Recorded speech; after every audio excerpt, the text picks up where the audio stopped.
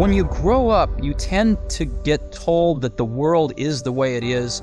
Your life is just to live your life inside the world, try not to bash into the walls too much, try to have a nice family life, have fun, save a little money. That's a very limited life. Life can be much broader once you discover one simple fact, and that is everything around you that you call life was made up by people that were no smarter than you. And you can change it, you can influence it, you can build your own things that other people can use. And the minute that you understand that you can poke life and actually something will, if you push in, something will pop out the other side, you can change it, you can mold it. That's maybe the most important thing, is to shake off this erroneous notion that life is there and you're just going to live in it, versus embrace it, change it, improve it, make your mark upon it. I think that's very important. And however you learn that, once you learn it, you'll want to change life and make it better, because it's kind of messed up in a lot of ways. Once you learn that, you'll never be the same again.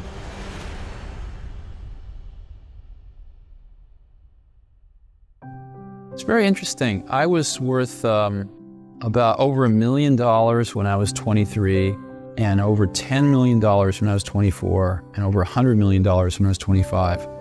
And it wasn't that important because I never did it for the money.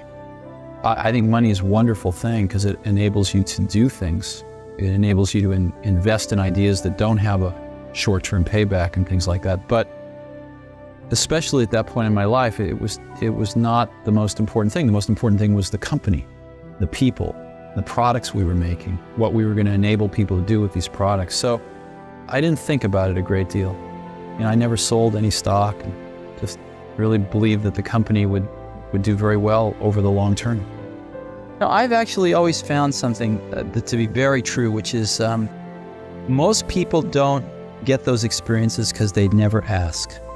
I've never found anybody that didn't want to help me if I asked them for help. I always call them up. I called up, this will date me, but I called up Bill Hewlett when I was 12 years old, and he lived in Palo Alto. His number was still in the phone book. And he answered the phone himself. He said, yes? He said, hi, I'm Steve Jobs. I'm 12 years old. I'm a student in high school, and I want to build a frequency counter. And I was wondering if you had any spare parts I could have. And he laughed, and he gave me the spare parts to build this frequency counter, and he gave me a job that summer in Hewlett-Packard, working on the assembly line, putting nuts and bolts together on frequency counters. He got me a job in the place that built them. And I was in heaven. And I've never found anyone who said no or hung up the phone when I called. I just asked. And when people ask me, I try to be as responsive, to pay that debt of gratitude back. Most people never pick up the phone and call. Most people never ask. And that's what separates sometimes the people that do things from the people that just dream about them. You got to act. And you've got to be willing to fail. You've got to be willing to crash and burn, with people on the phone, with starting a company, with whatever. If you're afraid of failing, you won't get very far. A lot of people come to me and they say, well, I want to be an entrepreneur. And I go, oh, that's great. What's your idea? And they go, well, I don't have one yet. And I say, well, I think you should go get a job as a busboy or something until you find something you're really passionate about, because it's a lot of work. And I'm convinced that about half of what separates the successful entrepreneurs from the non-successful ones is pure perseverance. It is so hard. You pour so much of your life into this thing. There are such rough moments in time that most people give up.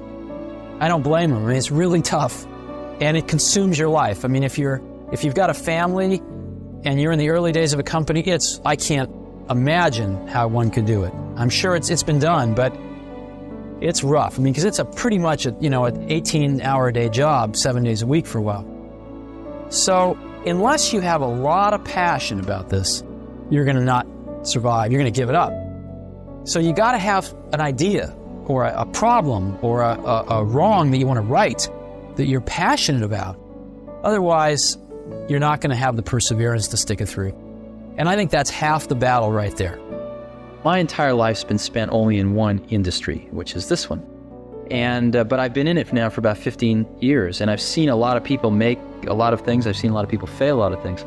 And my point of view on this, or my observation, is that the doers are the major thinkers. The people that really create the things that change this industry are both the thinker-doer in one person.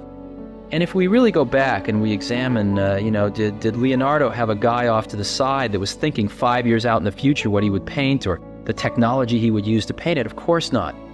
Leonardo was the artist, but he also mixed all his own paints. He also was a fairly good chemist, knew about pigments, knew about human anatomy, and combining all of those skills together, the art and the science, the thinking and the doing, was what resulted in the exceptional result. And there is no difference in our industry. The people that have really made the contributions have been the thinkers and the doers. A lot of people, of course, it's very easy to take credit for the thinking. The doing is more concrete, but it's very easy for somebody to say, oh, I thought of this 3 years ago. But usually when you dig a little deeper, you find that the people that really did it were also the people that really worked through the hard intellectual problems as well.